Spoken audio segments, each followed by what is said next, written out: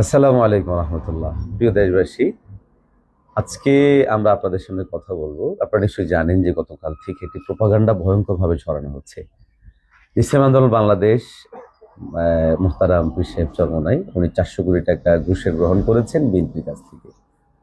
আসলে এটা একটা দুর্ভাগ্যজনক বিষয় যে আমরা অনেক এমন এমন আইডি থেকে এই বিষয়গুলো শেয়ার দিচ্ছি।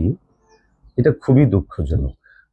অবাক করার বিষয় হচ্ছে ইসলামী আন্দোলন বাংলাদেশের বিরুদ্ধে এই প্রোপাগান্ডা, এই মিথ্যাচার, এই অপবাদ, এটা যেন একটা কথা বলে না মানুষ, যে নিয়তিতে পরিণত হয়েছে। ব্যাপারটা অনেকটাই এরকম। যখন কিছুদিন যাবৎ জামাত সহ সমঝোতার আলাপ চলছিল, তখন কিছু মানুষ ছড়িয়েছিল যে জামাত থেকে মনে হয় ইসলামী আন্দোলন বাংলাদেশ টাকা খেয়েছে।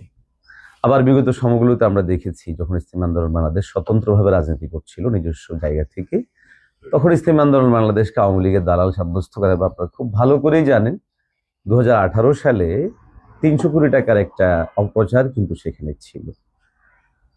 আমি প্রথমত যে সমস্ত প্রচারকারী ভাইয়েরা এটা অপপ্রচার করছেন, আপনাদের প্রতি উদাত্ত আহ্বান জানাবো, আল্লাহকে ভয় করুন। আসলে এই মুহূর্তে এর চেয়ে বড় কথা আমি আর কি বলবো জানি না। খুব অবাক হচ্ছি। আমরা রাজনীতি করি ইসলামের জন্য, দেশের জন্য, মানবতার জন্য, কল্যাণের জন্য। সেখানে যদি মিথ্যা প্রপাগান্ডা, অপপ্রচার, মিথ্যাচার এবং এইভাবে কথাবার্তা চলতে থাকে, তাহলে সেটা কি হয় আমাদেরকে বলেন।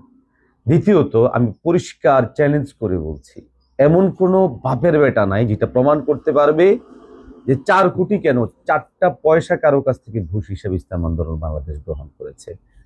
নিয়মতান্ত্রিক যে ঘুষ বলতে যেটাকে বোঝানো হয়, কিংবা যেটা দালালি বলতে যেটা বোঝানো হয়, রাজনৈতিক এই জায়গা থেকে এমনটা করেছে যদি কেউ প্রমাণ করতে পারে, আজকের দিনই ইসলাম আন্দোলন বাংলাদেশ থেকে ত্যাগ করে।